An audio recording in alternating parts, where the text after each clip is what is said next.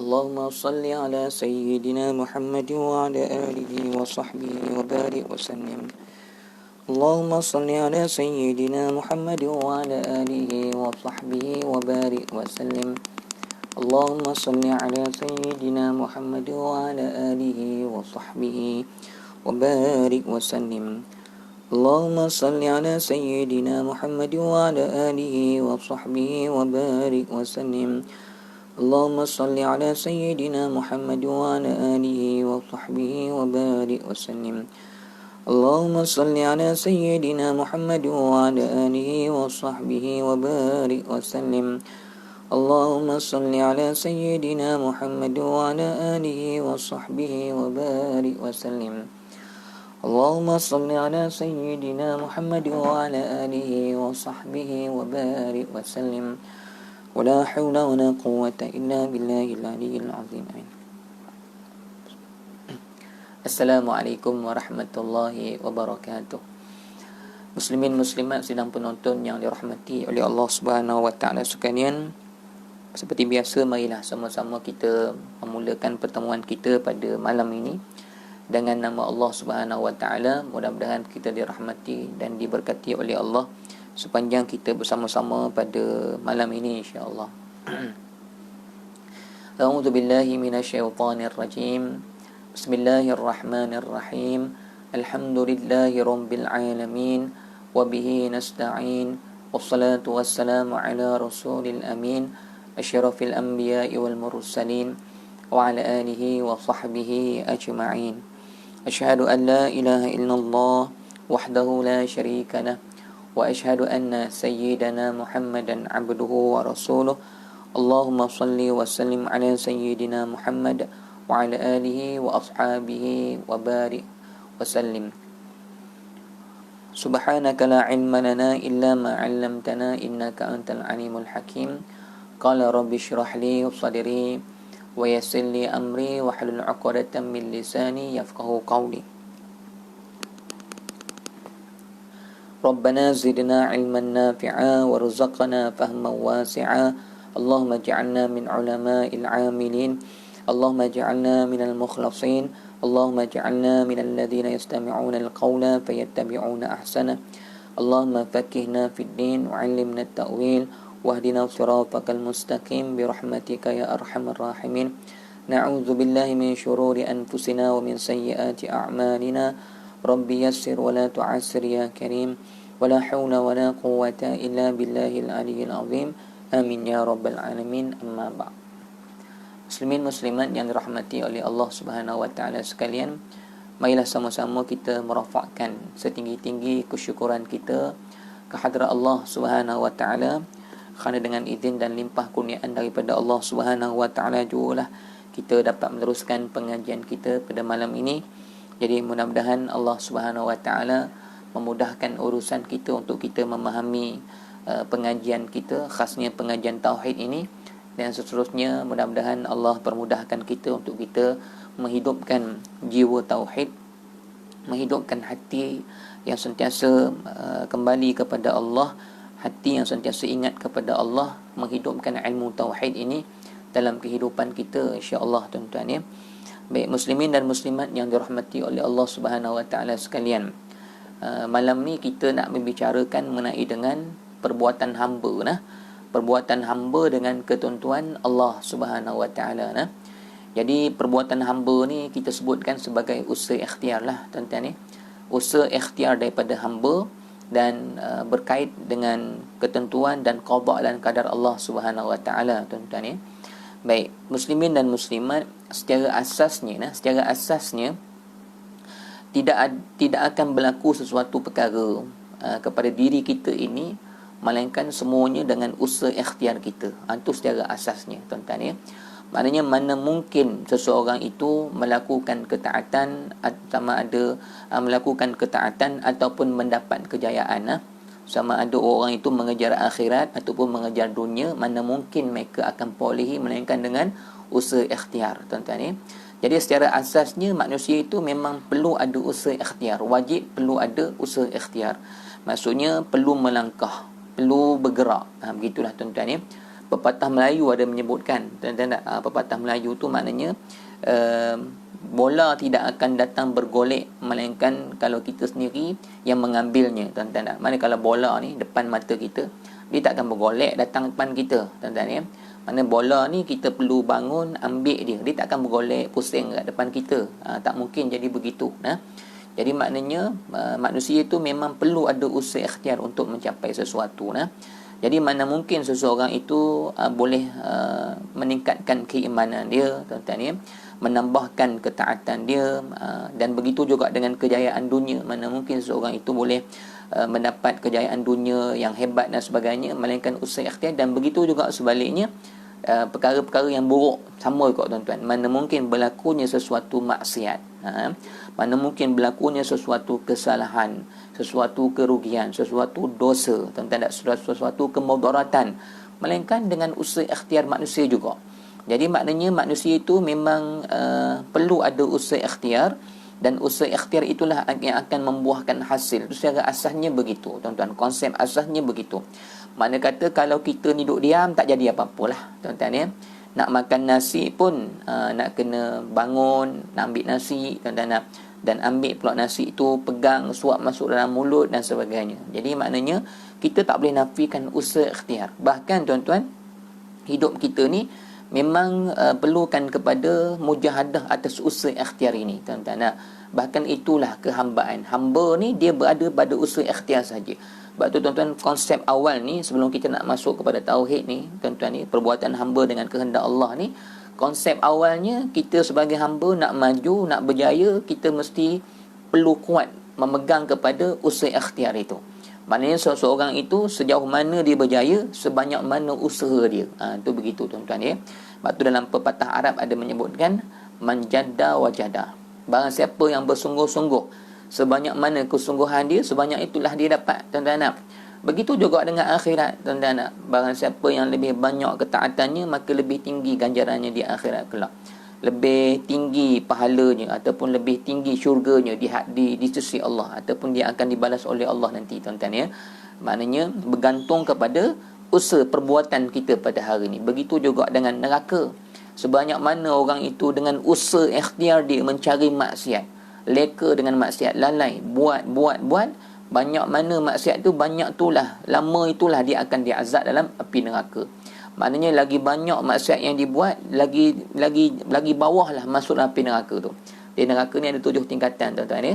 Maknanya yang paling panas ada yang paling bawah sekali ya, tuan-tuan ya. Maknanya kalau kita kata api ni, yang paling panas ni tempat keluar api tu. Kalau maknanya yang atas-atas ni kurang panas sikit, tuan-tuan nak, mana haba-haba duk rasa. Jadi neraka ni, tuan-tuan nak, dia maknanya yang paling panas sekali adalah orang yang berada pada tempat api membakar tu. Allahu Akbar, tu paling panas, tuan-tuan ya. Bahkan orang yang mendapat neraka yang paling panas ni orang munafik. Orang munafik, tuan-tuan ya. Munafik ni bukan orang kafir, orang Islam, tuan-tuan ya. Sebab tu Allah berfirman dalam Al-Quran, innal munafiqina fid darkil asfali minan nar. Ya. Sesungguhnya orang-orang yang munafik itu, kata Allah, mereka ini bila campak neraka esok, masuk dalam neraka yang sepaling-paling bawah neraka itu. Itu yang paling-paling panas sekali, tuan-tuan. Na'udzubillahi min zalik. Kerana apa jadi begitu? Kerana usaha ikhtiar mereka lah.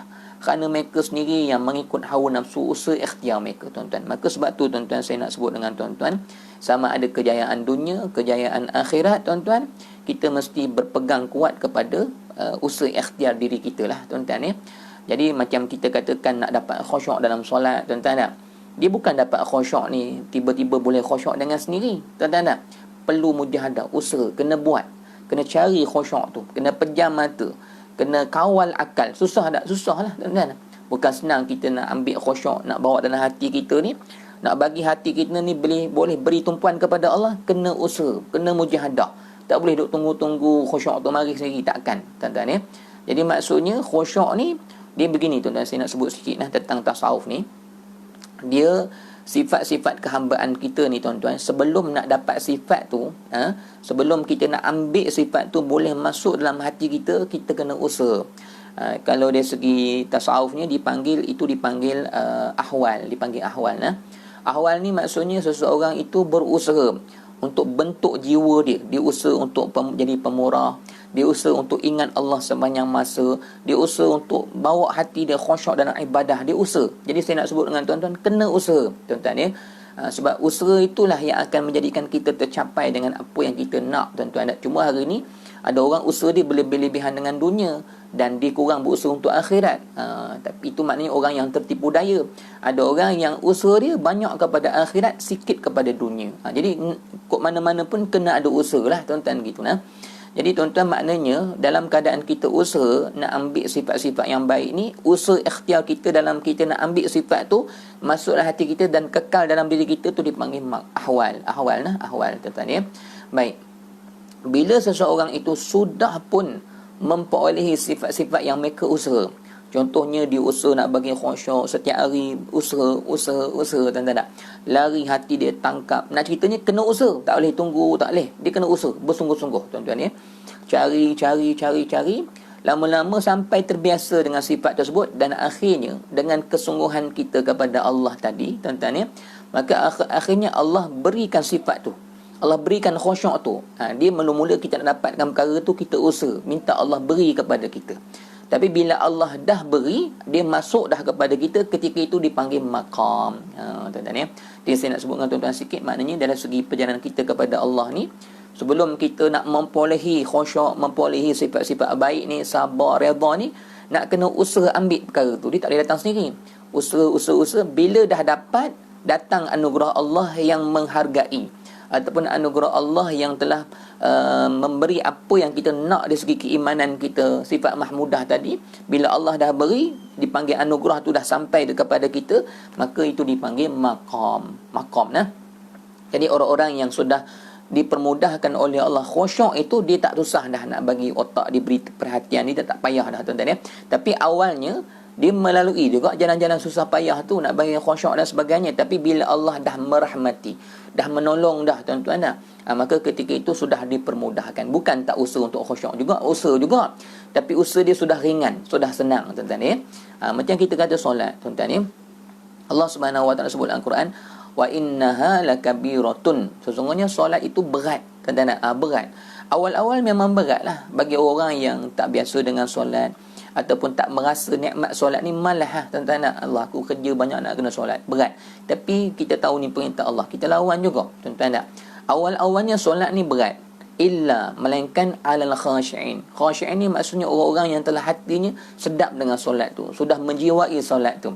Jadi solat ni awalnya berat, tetapi bagi orang-orang yang sudah sampai anugerah Allah tentang nikmat solat, dapat hatinya khusyuk kepada Allah, maka solat tu sudah ringan. Adakah orang-orang yang sudah ringan solat ni maksudnya dia tak usaha untuk solat? Usaha tu masih ada, tetapi usaha itu sudah sangat-sangat dipermudahkan oleh Allah tuan-tuan ya. Maksudnya usaha tetap kena usaha, cuma usaha untuk awal permulaan ni payah nak ambil. Tapi bila sudah dapat, usaha juga. Maknanya bukanlah kita biar tiba-tiba perkara tu hilang macam tu, kita ambil juga, usaha juga, cari juga. Tapi benda tu akan datang daripada Allah dengan mudah, dengan senang. Tuan-tuan ya. Macam orang yang awalnya kerekut. Jadi bakhil ni nak buang susah. Ajar RM10, RM20, ajar tuan-tuan. Bila mana dia dah biasa dengan sifat suka memberi, seronok tengok orang dapat bantuan dia dan sebagainya, dan bila dia sudah terbiasa dengan jiwa dia, tarbiyah tu dipanggil tarbiyah ni tuan-tuan, mengubah diri tadi tu, dah biasa dengan pemurah, akhirnya pemurah itu sudah mudah dalam diri dia. Maknanya tak ada payah dah nak bagi RM20 ke RM30, bagi dia tak ada apa-apa dah tuan-tuan ya. Jadi maknanya kita ni tuan-tuan memang perlu kepada usaha ikhtiar untuk kita mendapatkan segala sesuatu, begitu tuan-tuan ya. Baik tuan-tuan mata Allah sekalian, usaha kita ni sebenarnya tuan-tuan, yang paling perlu kita manfaatkan adalah usaha untuk akhirat tuan-tuan ya. Dia begini tuan-tuan ya, manusia hari ni terbalik sikit. Tuan-tuan, terbalik sikit tuan-tuan ya. Dia manusia hari ni terbalik belah mana tuan-tuan? Terbaliknya begini tuan-tuan, manusia pada hari ni tuan-tuan banyak berusaha berlebih-lebihan. Bukan salah tuan-tuan, tapi jangan terlalu banyak sangat sampai kita tak baca Quran, sampai kita tak ada masa dengan Allah. Begitu saya nak sebut begitu. Maksudnya bukan kuliah saya ni nak bagi tuan-tuan ni orang kata tinggalkan dunia terus, dah. Maknanya dunia ni perlu kita cari sebagai jambatan untuk kita pergi ke akhirat. Tapi jangan dunia ni sampai kita lupa kepada Allah, sampai kita lalai dengan Tuhan. Jangan sampai Allah kita tinggalkan. Itu tak boleh tuan-tuan ya. Cuma saya nak sebut sikit dengan tuan-tuan, manusia pada hari ni agak terbalik keadaan dia tuan-tuan ya. Dia sebenarnya tuan-tuan konsep yang Allah ajar kita. Tuan-tuan kena ingat konsep ni. Ni konsep ni datang daripada Allah dan tak boleh lari. Dia punya panggil apa? Dia punya kaedah ni takkan lari. Sebab Allah yang buat kaedah ni. Tuan-tuan ni kaedah ni takkan boleh diubah. Maksudnya Allah dah tetap dah macam tu lah tuan-tuan ya. Baik, dia konsep yang datang daripada Allah ni macam ni. Barang siapa yang menjaga Allah ataupun mengejar Allah, Allah jamin dunia ni. Allah jamin dunia dia. Itu konsep yang Allah beri kepada kita sebenarnya. Sebab banyak ayat Quran yang Allah janjikan begitu, tuan-tuan ya. Ayat yang mudah kita boleh biasa kita dengar ayat ni. Allah Subhanahu Wa Taala berfirman, kata Allah, "Wa may yattaqillaha yaj'al lahu makhraja." Ni ayat 1000 dinar, tuan-tuan. Jadi ayat ni kita biasa dengar. Jadi konsepnya yang Allah Subhanahu Wa Taala berikan kepada kita untuk kita pegang dan kita amalkan ialah konsepnya kejar Allah, Allah jaga kita semua perkara kehidupan kita, Allah jaga. Maksudnya kejar akhirat, kejar Allah, dunia ni Allah jaga. Itu konsep dia. Allah kata barang siapa yang bertakwa kepada Allah, Allah akan keluarkan daripada segala masalah. Maksudnya Allah nombor satu kena cari konsep yang Allah ajar kita yang tu, tuan-tuan. Dan Allah kata wa yarzuquhu min haitsu la yahtasib. Siapa yang bertakwa tak ada masalah dalam hidup dia. Kalau ada masalah, yaj'al lahu makhraja. Allah akan keluarkan dia daripada masalah bila dia benar-benar menjaga hubungannya dengan Allah, menjadikan dirinya benar-benar berusaha atas takwa. Usaha, tuan-tuan ni, kita sebenarnya nak cerita bab usaha ni, tuan-tuan ni, sebab kita nak kait dengan qada qadar nanti, tuan-tuan ni. Baik, konsep yang Allah letakkan kepada usaha ikhtiar kita, kalau kita nak bawa usaha ikhtiar kita ni ke mana yang sepatutnya kita kena bawa lebih. Kita kena bawa lebih cari Allah sebenarnya. Sebab Allah punya konsepnya, Allah letakkan ketetapan kaedahnya. Cari Allah, Allah akan keluarkan daripada segala masalah. Takwa kepada Allah, Allah selesaikan kita daripada segala masalah kita. Dan Allah akan rezekikan kita dengan rezeki yang melimpah-limpah. Yang tanpa disangka. Maksudnya, jaga Allah, rezeki kita akan datang di segenap ruang. Bahkan, rezeki yang kita duk cari ni, tuan-tuan, bukan sekadar kita duk cari satu lorong tu. Lorong yang kita tak sangka-sangka datang rezeki kepada kita. Rezeki ni bukan sekadar duit, tuan-tuan. Kadang-kadang kefahaman kita tentang agama, tuan-tuan, ataupun kita punya kebijaksanaan dari segi akal kita berfikir, itu pun satu rezeki, tuan-tuan ya. Kesihatan tubuh badan kita dan sebagainya. Dan begitu juga Allah Subhanahu Wa Taala sebutlah ayat-ayat yang lain. Allah Subhanahu Wa Taala kata, "May yurid thawabal akhirah." Barang siapa yang berusaha hidup dekat dunia, pegang usaha ikhtiar dia ni nak cari ganjaran akhirat, ingat kepada akhirat. Allah kata apa? Nazid lahu fi harsi. Kami, kata Allah, akan tambah keperluan-keperluan dunia ni, tambah lebih daripada apa yang dikehendaki dari segi hajat diri dia lah, tuan-tuan ya. Maknanya Allah bagi jaminan kepada kita, kalau kita nampak akhirat, kejar akhirat, dunia ni Allah akan beri lebih daripada keinginan hati kita. Kalau orang mungkin keperluan hidup dia satu hari mungkin 100-200 ringgit. Itu keperluan hajat kebiasaan dia lah, tuan-tuan. Masing-masing ada hajat masing-masing. Anak dia dan sebagainya. Tapi orang yang kejar akhirat ni, atau membesarkan akhirat, membesarkan Allah, Allah beri dia lebih daripada keperluan diri dia, tuan-tuan ya. Jadi maknanya konsep kaedah yang Allah letakkan macam tu. Tapi tuan-tuan, hari ni manusia dia terbalik, tuan-tuan ya. Bahkan kaedah yang Allah Subhanahu Wa Taala letakkan juga, Allah kata siapa yang meninggalkan Tuhan, maksudnya berpaling daripada Allah. Konsep Allah sebutkan, wa man a'rada an dzikri, barang siapa berpaling daripada peringatan aku akan jadikan hidup dia sempit. Ini konsep yang Allah letakkan kepada kita, yang kita manusia tak boleh ubah. Sebab ni Tuhan kita, dia yang letakkan kaedah tu kepada kita sebagai hamba. Usaha ikhtiar kita ni ke mana yang kita nak lebihkan. Macam tu, tuan-tuan. Baik, manusia terbalik hari ni. Apa yang terbalik, tuan-tuan? Manusia hari ni kejar dunia. Tuan-tuan, kejar dunia berlebih-lebihan, tinggalkan akhirat. Sedangkan Allah dah bagi tahu, cari akhirat, dunia akan dapat. Jadi manusia hari ni tak cari akhirat, dia ambil dunia, tuan-tuan. Dia ambil dunia, ditinggalkan akhirat, maka dunia pun tak dapat, akhirat pun tak dapat. Ni yang terbalik ni. Sepatutnya yang betulnya, kalau kita nak dunia, cari akhirat. Dunia akan datang lebih daripada apa yang kita kehendaki. Tapi manusia, dia tak nampak konsep Allah yang menjadikan perkara ni. Dia tak nampak Allah yang maha berkuasa atas pengaturan rezeki, atas pengaturan kehidupan ni. Dia tak nampak Allah. Jadi dia kejar dunia banyak-banyak, kejar nafsu dan sebagainya. Akhirnya, tuan-tuan, dunia pun dia tertinggal, akhirat apatah lagi dia tertinggal, tuan-tuan. Dia Allah Subhanahu sebut dalam hadis kudusi juga, tuan-tuan ya.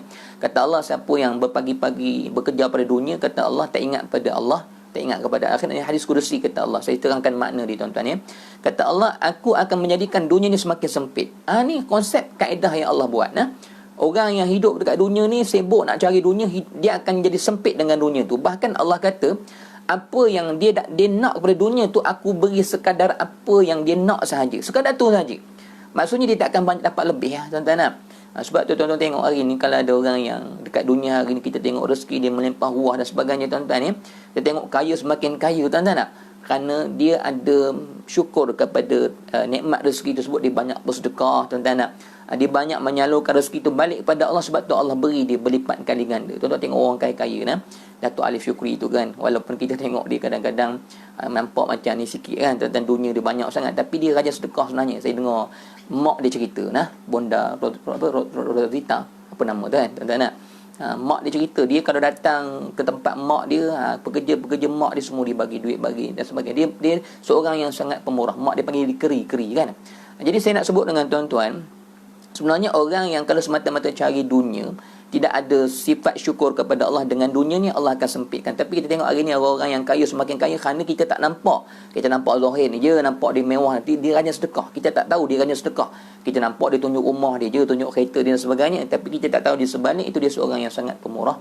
Sebab tu Allah lipat kali gandakan lagi rezeki-rezeki yang Allah Subhanahu Wa Taala berikan kepada orang ni, tuan-tuan. Jadi saya nak sebut, tuan-tuan ni, maksudnya usaha ikhtiar kita ni sepatutnya di situ kita letakkan akhirat. Kejar kepada akhirat, tambahkan hubungan kita dengan Allah.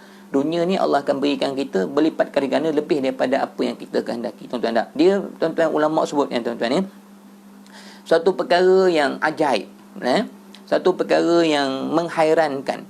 Manusia itu, tuan-tuan, ni terbalik keadaan manusia hari ni. Kata ulama, hairan, manusia ni hairan, pelik tak peliknya manusia hari ni. Dia mengejar perkara-perkara yang tiap-tiap hari dia sibuk 24 jam dengan perkara tersebut, tuan-tuan. Dah usaha sampai tak nampak surau, sampai tak nampak Allah, sampai tak nampak Al-Quran, sampai tak nampak kuliah ni, tuan-tuan. Tak 24 jam di dunia ni. Kata ulama, hairan bagi manusia-manusia yang seluruh masanya dengan dunia, sedangkan benda yang dikejar itu dia akan tinggalkan. Ini hairan. Maksudnya benda yang kita kejar ni kita akan tinggalkan, tapi itu yang kita kejar. Faham tak, tuan-tuan? Dia punya, maknanya dia punya apa nama, falsafah dia. Kejar benda tu banyak-banyak, tapi benda tu kita nak tinggal, tapi kita kejar. Tak? Begitulah. Maksudnya hairan manusia ni duk kejar benda yang memang dia akan tinggalkan, tapi itu yang dia cari. Dia makin banyak, semakin dikumpul-kumpulkan setinggi-tingginya, sedangkan benda yang dikumpul tu semakin hari semakin singkat masa dia untuk bersama dengan benda, tapi itu yang dikumpul banyak-banyak. Ni kata ulama, hairan keadaan manusia ni, tak? Bahkan dia tak usah ambil benda-benda yang memang benda tu yang akan dibawa kepada akhirat kekal abadi bersama dengan dia. Ini terbalik keadaan manusia. Manusia hari ni mengejar benda yang dia akan tinggalkan pasti. Banyak macam mana pun dia akan tinggalkan. Tetapi dia tak kejar perkara yang akan dibawa bersama dengan dia sampai akhirat. Ni hairan ni. Maksudnya, di mana pemikiran manusia? Kenapa tak berfikir ke? Aku duk kumpul banyak-banyak, sibuk sangat ni. Benda yang aku kumpulkan ni banyak-banyak ni semua aku akan tinggalkan. Tuan-tuan ya. Dia, tuan-tuan, masalah sekalian. Sebab itulah, tuan-tuan, maknanya kita ni dalam kita berkuliah ni, kita selalu ingat memperingatkan supaya kita ni punya maslamat kita untuk mengajar akhirat tu sentiasa jelas dan sentiasa hati kita istiqamah atas perkara tersebut, tuan-tuan ya. Dia, saya bagi perumpamaan dengan tuan-tuan ideologinya, tuan-tuan ya. Ideologinya, katalah, tuan-tuan ya, perumpamaannya orang-orang yang berjalan di atas dunia ni, perumpamaannya, tuan-tuan, orang yang berlari orang yang berlari satu jarak yang jauh, katalah bermula dengan jarak permulaan itu dan akhirnya 1 kilometer ke 2 kilometer. Itu perjalanan dia lah untuk dia berlari 1 kilometer tu, tuan-tuan. Dan di dalam perjalanan dia ni, saya bagi perumpamaan bagi nampak, tuan-tuan ya. Dalam perjalanan dia ada 2 laluan kiri kanan. Diletakkan kedua-dua laluan ni emas, taburan emas yang banyak, tuan-tuan. Maksudnya ada emas sebelah kiri, ada emas sebelah kanan, tuan-tuan. Dan emas sebelah kanan ni dia semakin dekat kepada laluan akhir, dan emas sebelah kiri ni adalah emas yang daripada awal perjalanan tadi. Maksudnya ada 2 emas ni, tuan-tuan. Masa kita berlari tu, kita diberi peluang untuk mengambil emas-emas ni, tuan-tuan. Ada orang yang tak sedar, tuan-tuan, dia sibuk ambil emas sebelah kanan ni. Sedangkan, tuan-tuan, emas sebelah kanan ni dia ambil banyak macam mana sekalipun, sampai kepada penghujung emas ni akan jatuh, akan hilang, akan ditinggalkan. Emas sebelah kiri ni, tuan-tuan, itulah emas yang dia akan bawa sampai kepada hujung jalan, tapi yang tu yang ditinggalkan, yang dia tak ambil. Maka akhirnya dia ambil belah kanan ni banyak-banyak. Rupa-rupanya sampai kepada penghujung yang sebelah kanan ni dia akan tinggalkan, tapi dah banyak dah ni belah kanan ni, dah banyak dah bawa gunung sebanyak-banyaknya, tapi dia orang panggil apa, ter terkasima ataupun panggil apa, terkesan dengan emas yang banyak belah kanan ni, dia kutip yang tu, dia ralik ambil yang tu, dia lupa nak ambil belah kiri ni. Akhirnya tuan-tuan, nak nak sampai kepada hujung tu baru dia sedar belah kiri ni sebenarnya emas yang dia akan bawa kepada akhirat. Akhirnya tak sempat. Yang kanan ni banyak pun ditinggal habis, kiri ni ambil sikit-sikit lahnya. Rupanya bila dia sampai kepada penghujung, sikit je yang dia boleh bawa dalam pada hujung penamat jalan, penamat pelarian dia, tuan-tuan ya. Jadi perumpamaannya gitulah, tuan-tuan ya. Manusia ni dia kejar benda-benda yang banyak, akhirnya dia akan tinggalkan. Begitulah, tuan-tuan ya. Jadi tuan-tuan, konsepnya maknanya kita punya usaha ikhtiar ini perlu kita letakkan usaha ikhtiar kita ni pada jalan yang betul. Jangan usaha ikhtiar kita ni kita letak pada dunia, tuan-tuan, ataupun kepada nafsu dan sebagainya. Itu semua perkara-perkara yang akan merugikan kita. Jadi konsep asasnya, tuan-tuan ya, konsep asasnya kita manusia ni tak boleh lari daripada usaha ikhtiar. Bahkan tuan-tuan, hari ni kalau ada orang yang tak nak buat usaha ikhtiar, dia tak akan berjaya apa-apa. Dia akan jadi orang yang malas, tuan-tuan. Dia tak akan berjaya dunia, tak akan berjaya akhirat, tak akan berjaya apa-apa, tuan-tuan ya. Kalau ada orang yang pegang usaha ikhtiar dia, bawa dunia juga, dia untunglah dapat dunia, tapi dia akan rugi di akhirat kelak. Orang yang benar-benar beruntung adalah orang-orang yang memandu usaha ikhtiar dia kepada akhirat. Akhirat ni pun dapat, dunia pun bekerja-kerja datang kepada dia, tuan-tuan. Tuan-tuan kena yakin Allah Subhanahu Wa Taala ni dia Tuhan kita, dia yang mengawasi semua perkara ni. Maka kena yakin dengan janji Allah. Bila Allah letakkan konsepnya begitu kepada kita, kita kena yakin dengan jaminan tersebut. Maknanya kita usahalah atas Allah Subhanahu Wa Taala, pasti hidup kita ni dalam bantuan Allah. Gitu, tuan-tuan. Baik. Selesai, tuan-tuan. Nak cerita pasal usaha ikhtiar itu sebenarnya, tuan-tuan. Baik. Jadi tuan-tuan, hari ni, malam ni saya jelaskan, maknanya tuan-tuan jelas pada malam ni, semua manusia nak berjaya kena ada usaha ikhtiar, tetapi usaha ikhtiar kita tu perlu jelas ke mana kita nak pandu usaha ikhtiar kita tu. Maknanya yang menguntungkan kita ialah usaha ikhtiar kita kepada Allah. Yang tu yang kita nak kena mulakan pada malam ini. Usaha ikhtiar kita, bersungguh-sungguh kita tu, kerahlah tenaga kita, berpeluh, letih dan sebagainya untuk akhirat, untuk Allah. Itulah yang paling bermanfaat kepada kehidupan kita. Jangan kita ni dunia berlebih-lebihan, akhirat tak kisah, berlepas diri dengan Tuhan, bertawakal kepada Allah. Terbalik, tuan-tuan ya. Cari dunia bersungguh-sungguh, akhirat tawakal, tak kisah. Tak ada usaha sungguh-sungguh nak bawa khusyuk, tak ada usaha sungguh-sungguh nak bagi hati zikir, tak ada. Itu terbalik. Sepatutnya akhirat yang kena sungguh-sungguh, bawa hati, bawa zikir, bawa khusyuk, bawa sifat mahmudah, tuan-tuan. Bawa hati yang terus nak ingat kepada Allah, nak dekat pada Allah. Akhirat sungguh-sungguh, dunia tawakal tak apa. Maksudnya akhirat cari, dunia tawakal. Allah akan datangkan dunia sebanyak-banyaknya kepada kita. Kesusah payahan hidup kita semua akan diselesaikan oleh Tuhan Rabbul Jalil yang sayang kepada kita, tuan-tuan ya. Maksudnya akhirat cari, tawakal dunia. Jangan cari dunia, tawakal akhirat. Itu tak kena, tuan-tuan. Orang ramai cari dunia, tapi akhirat ditawakal. Ya, serahlah, ikutlah. Maknanya dalam keadaan semayang dia macam mana dan sebagainya. Itu tidak kena, tuan-tuan kita. Baik, tuan-tuan ya. Jadi kita nak balik kepada perbahasan kita mengenai dengan qada dan qadar dengan perbuatan kita, tuan-tuan ya. Baik, tuan-tuan, perkara ni saya mengaji masa dekat Mesir tahun 4 mengenai dengan akidah tauhid ni, tuan-tuan ya. Disebutkan dalam penggarang kitab tu sampai hari ni, tuan-tuan, saya ingat ditulis tu bukan apa pun. Maknanya perkara ni disebutkan, ditekankan, dikata mengenai dengan qada dan qadar Allah ni dan tentang perbuatan manusia ni suatu perkara yang rumit, suatu perkara yang halus, yang sampai ke hari ni manusia sukar untuk memahaminya. Jadi tuan-tuan, tulisan ulama dalam kitab tu sebut tu betul. Memang kadang-kadang qada-qadar ni memeningkan kita, tuan-tuan, dengan perbuatan usaha ikhtiar kita dengan kehendak-kehendak Allah, tuan-tuan ya. Baik, begini saya nak sebut dengan tuan-tuan ya. Baik, qada dan qadar ni, tuan-tuan, baik, balik kepada asas dulu lah. Tadi hamba saya dah serang kepada tuan-tuan, asas hamba apa? Hamba asas dia perlu ada usaha ikhtiar, tak boleh berlepas diri ataupun duduk diam, tak bangun bola, takkan datang bergolek. Itu asas hamba. Kita ni nak berjaya mesti kena usaha ikhtiar, dan nak berjaya kita ni akhirat pun kena sungguh-sungguh, dunia pun kena sungguh-sungguh, tapi akhirat kena lebih lagi. Maksudnya usaha ikhtiar tak boleh nafi. Nak berjaya mesti kena ada usaha ikhtiar, tuan-tuan. Itu untuk konsep hamba. Baik, konsep asas kepada qada qadar Tuhan pula bagaimana, tuan-tuan ni? Baik, qada qadar Tuhan ni akidah kita, kefahaman kita, i'tikad kita, keyakinan kita kepada ketentuan qada dan qadar Allah ni, asasnya kita kena pegang begini, kita kena pegang macam ni. Sekalian ketentuan Allah Subhanahu Wa Taala ni untuk perkara yang sedang berlaku, tuan-tuan, ini asas pegangan kita yang kita kena pegang lah. Untuk perkara yang sedang berlaku, yang telah pun berlaku, yang lepas-lepas, tuan-tuan, dan yang akan berlaku, Semuanya sudah siap 100% pada ilmu Allah. Itu konsep asas yang kita nak kena pegang dulu. Kena yakin yang tu dulu. Benar? Maksudnya, dari segi kita memahami tentang Allah nak jadikan sesuatu di alam pada hari ni, esok nak jadi apa, tuan-tuan nak, Islam ni akan jadi macam mana, Covid ni nak pergi bila, esok diri kita sendiri ni apa yang akan kita makan, esok nak jadi apa pada kita, mudarat, manfaat ke. Dari segi pegangan kita tentang qada dan qadar Allah ni, semuanya telah ada dalam ketetapan Allah. Maknanya bukan esok ni Allah tak tahu apa-apa. Tak. Bahkan memang esok itu pasti berlaku sesuai dengan kehendak dia, bukan kehendak kita. Bahkan esok nak jadi apa ni, A, B, C ke sampai Z nak jadi apa ni, Allah akan buat kita sesuai dengan kehendak dia. Itu asas pegangan kita kena macam tu.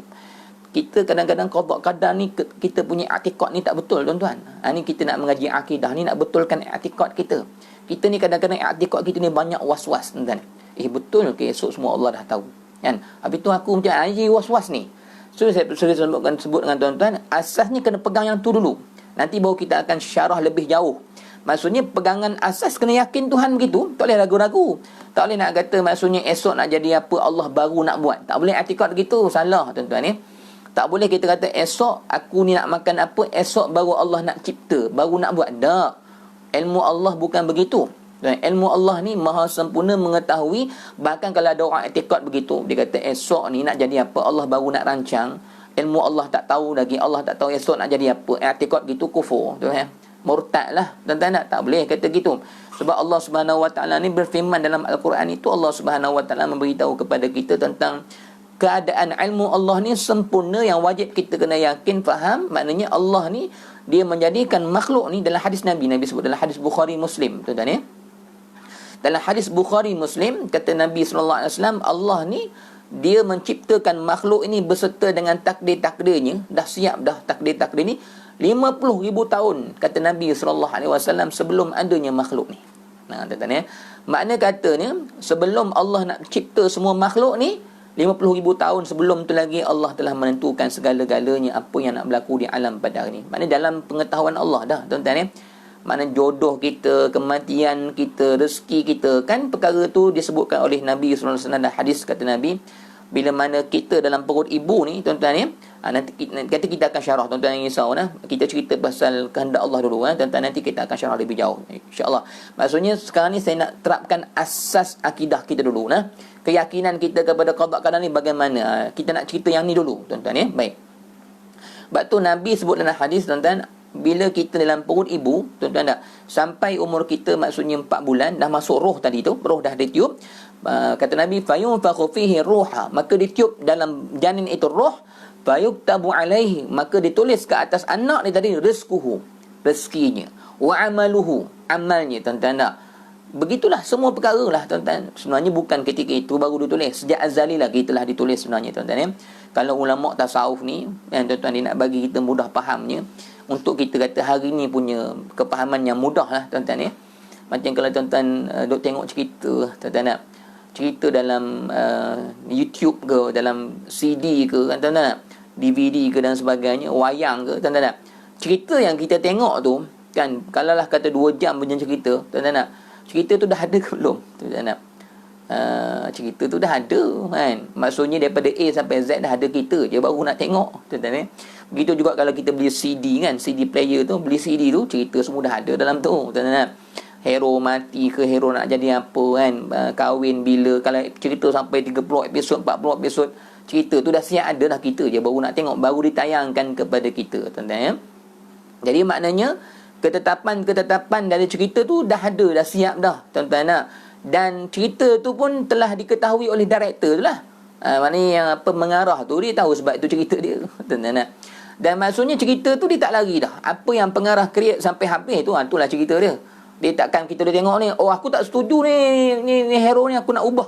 tak boleh ha.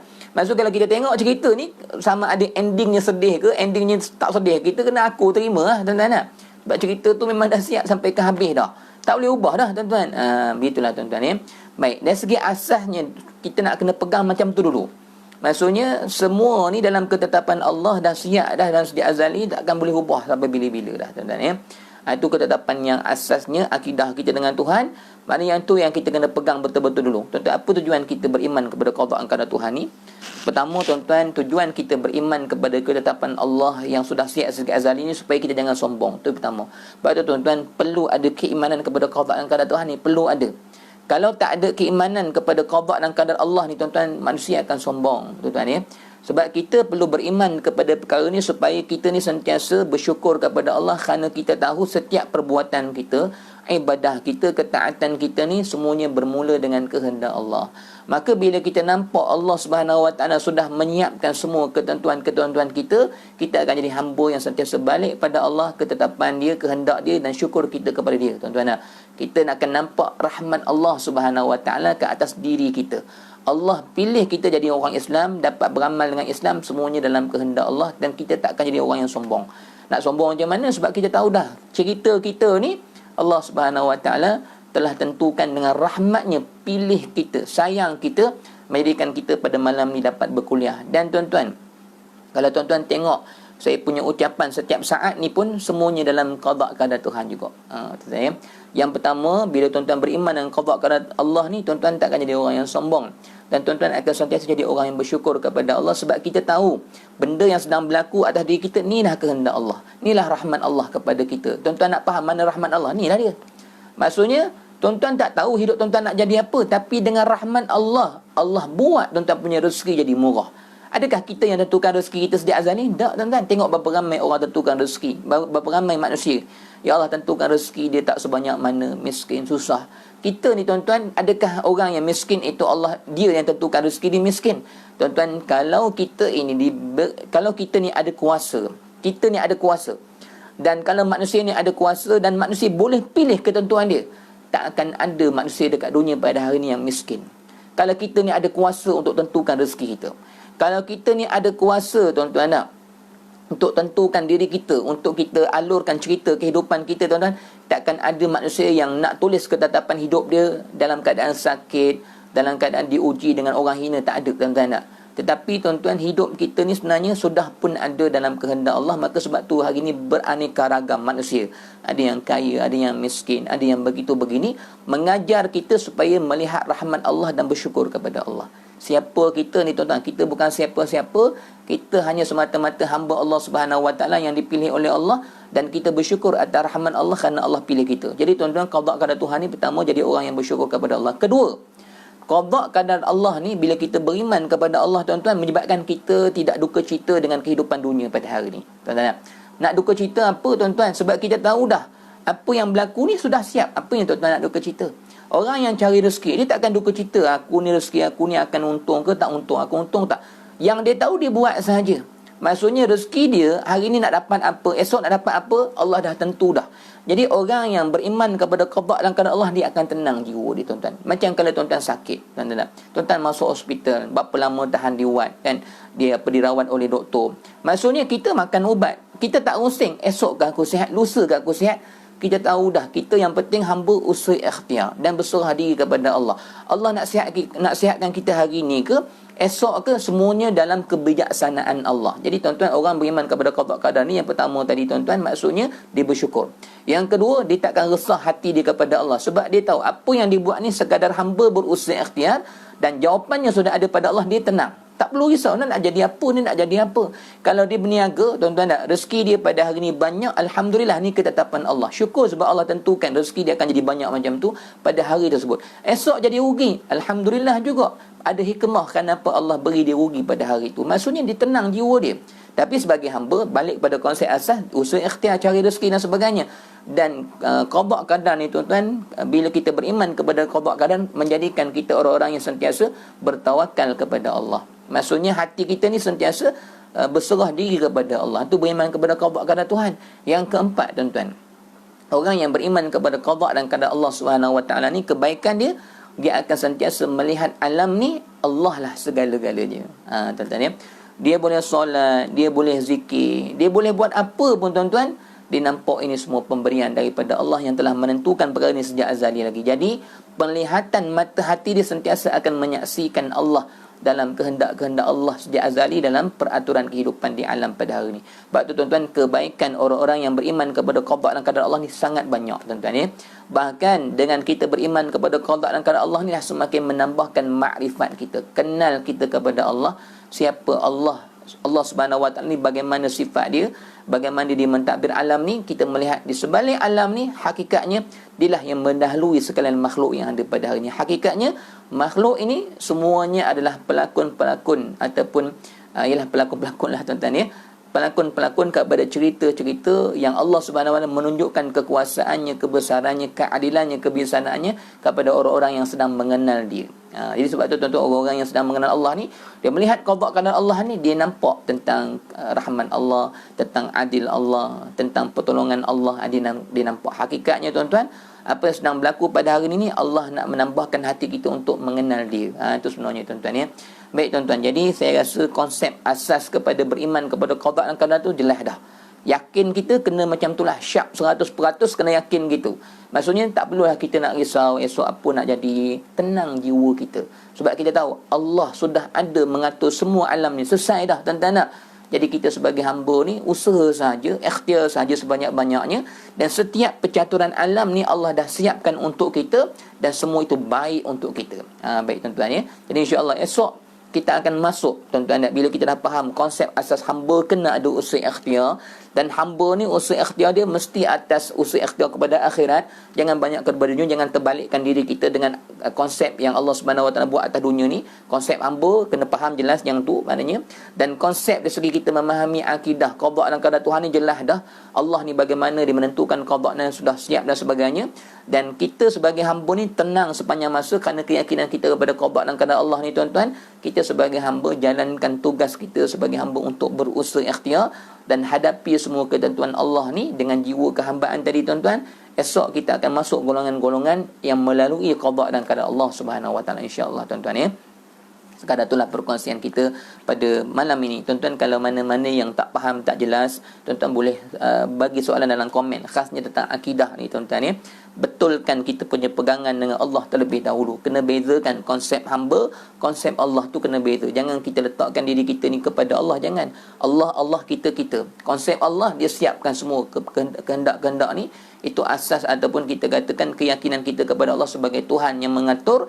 Semuanya sudah ada dalam ketetapan dia. Kita sebagai hamba, konsep hamba apa? Usaha ikhtiar, cari, berjalan tuan-tuan, buat kerja dan sebagainya. Kemudian kita banyak berserah, bertawakal kepada Allah Subhanahu Wa Taala tuan-tuan ya.